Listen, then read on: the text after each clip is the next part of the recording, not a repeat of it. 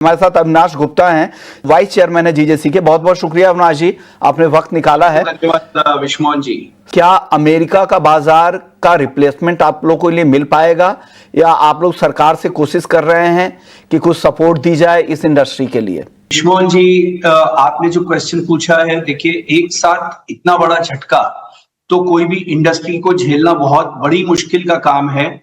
आज की डेट में जिस तरीके से हमारा एक्सपोर्ट होता था, वो होता था लगभग $10 बिलियन का टोटल, जो कि 33% के करीब हमारा टोटल एक्सपोर्ट का होता है। और सबसे बड़ी मार है सूरत के डायमंड के कटिंग पॉलिशिंग इंडस्ट्री को, जो कि आज विश्व में 10 हीरो में से 9 हीरे कट करता है। तो उसका बहुत बड़ा इंपैक्ट वहां पे पड़ेगा, और उसमें सबसे बड़ा प्रॉब्लम होगा एम्प्लॉयमेंट जनरेशन में।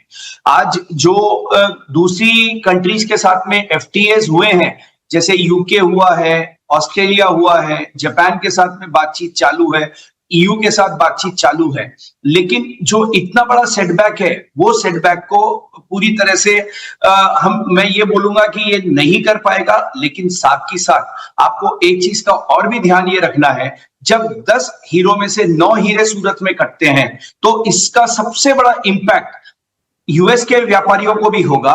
तो ऐसा नहीं है कि कहीं ना कहीं दोनों भी तरफ से, सरकार की तरफ प्रेशर दोनों ही इंडस्ट्रीज के लोग कर रहे हैं, और मैं समझता हूं कि बहुत जल्द दोनों सरकारें बैठेगी, बात करेगी, और इसका सानिध्य लेकर के जरूर इसके ऊपर कुछ ना कुछ विकल्प निकल के आएगा बहुत जल्द। सर, कहा जा रहा है बड़े स्केल पे करीब करीब 1.25 लाख लोगों की, कारीगरों की नौकरी जा सकती है। इसको लेकर आप लोगों की भी कुछ रिपोर्ट है क्या जीजेसी की? सर, एक चीज आपको बताता हूं सर, नो डाउट खतरा मंडरा रहा है, लेकिन लैब ग्रोन डायमंड की जिस तरह से ग्रोथ हुई है, उसके अंदर डोमेस्टिक मार्केट के अंदर भी डायमंड की पकड़ बढ़ना चालू हो चुकी है। तो मुझे लगता है कि कहीं ना कहीं कोई ना कोई विकल्प जरूर निकलेगा। जैसे कि कई डायमंड के जो मैन्युफैक्चरर हैं, वो ये देख रहे हैं कि कहीं ना कहीं हम लोग यूएई जाकर के या ओमान जाकर के या बहरीन जाकर के अपनी इंडस्ट्री को सेटअप करें, तो हो सकता है कि कुछ ना कुछ विकल्प डायमंड इंडस्ट्री भी देखेगी। और मुझे ये लगता है कि थोड़ा बहुत तो प्रॉब्लम आएगा एम्प्लॉयमेंट के ऊपर, और सरकार इसके ऊपर पूरी सानिध्य ले रही है। हमारे सूत्रों ने बताया है कि आज शाम को एक पूरे ईपीसीज के साथ में सरकार मीटिंग कर रही है। तो हो सकता है कि कुछ ना कुछ विकल्प जरूर निकालेगी सरकार, क्योंकि सरकार बहुत ही सेंसिटिव है इस मामले को लेकर के। मुझे लगता है कि सरकार बहुत ही जल्द कुछ ना कुछ इस सेक्टर के लिए लेकर आएगी। लेकिन अविनाश जी, घरेलू बाजार की क्या स्थिति है? क्योंकि दाम जिस तरह से बढ़े हैं, आपको लग रहा है B2B जितने भी शोज आप लोगों के हो रहे हैं उसमें अच्छा रिस्पांस दिख रहा है, लेकिन B2C किस तरह के डिमांड की उम्मीद आप लोग किए हुए हैं, और अब तक किस तरह की रिपोर्ट आ रही है? शुरुआती जो त्योहारी सीजन है उसमें क्या रिपोर्ट निकल कर आ रही है?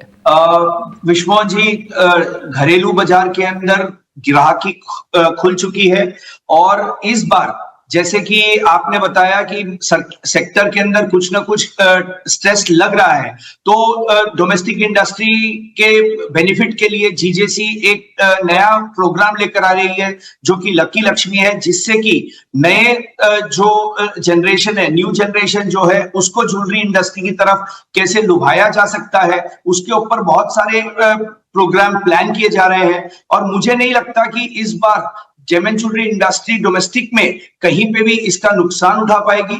मेरे हिसाब से जेमन ज्वेलरी इंडस्ट्री इस बार भी बहुत अच्छे से काम कर पाएगी। सोने के दाम जरूर बढ़े हैं, लेकिन सोने के दाम बढ़ने की वजह से लोगों का कॉन्फिडेंस भी सोने की तरफ बढ़ता हुआ नजर आ रहा है। तो मुझे नहीं लगता कि बहुत ज्यादा चिंताएं डोमेस्टिक मार्केट में होगी। लॉन्ग टर्म के अंदर ये सेटल डाउन हो जाएगा, और अच्छे से ग्राहकी निकलेगी इस फेस्टिवल सीजन में भी। सर, आखिरी सवाल आपसे, सोने चांदी के भाव को लेकर आपका क्या आउटलुक है? जो ट्रेंड दिख रहा है, ये ट्रेंड जारी रहेगा, तेजी जारी रहेगी, या कुछ स्टेबिलिटी के रूप, जो जैसा आप कह रहे हैं कि कुछ स्टेबिलिटी आ सकती है प्राइस में? नहीं सर, स्टेबिलिटी तो देखिए, आप एक चीज समझ लीजिए, स्टेबिलिटी के साथ में ही अभी बाजार काम कर रहा है। आज आप अगर से देखोगे तो 2% नीचे जाता है, फिर 2% का करेक्शन आ जाता है, और इस हिसाब से अभी पूरी इंडस्ट्री के जितने भी कंज्यूमर हैं, उन्होंने इस प्राइस को अडॉप्ट कर लिया है। और मुझे ये लगता है कि ये इस बाजार में अब दिवाली तक ऐसे ही बाजार चलता रहेगा, 2% प्लस माइनस, इससे ज्यादा कोई बहुत लंबी चौड़ी तेजी नहीं आएगी। हाँ, अगर से ट्रंप ने जैसे 2-3 दिन पहले एक थोड़ी सी छोटी सी धमकी जैसे रूप में उन्होंने चाइना के लिए बोला था कि 200% ड्यूटी वहां पे लगा देंगे, तो उस पर्टिकुलर अगर से इस तरह की कोई मूव आती है तो सोना और काफी तेज हो सकता है, मुझे ये लगता है। शुक्रिया सर, आपने काफी रीजनेबल बातें की और आपने कहा कि भाव में बहुत ज्यादा आप यहां से दिवाली तक तेजी नहीं देख रहे हैं, 2% प्लस माइनस हो सकता है। शुक्रिया आपका।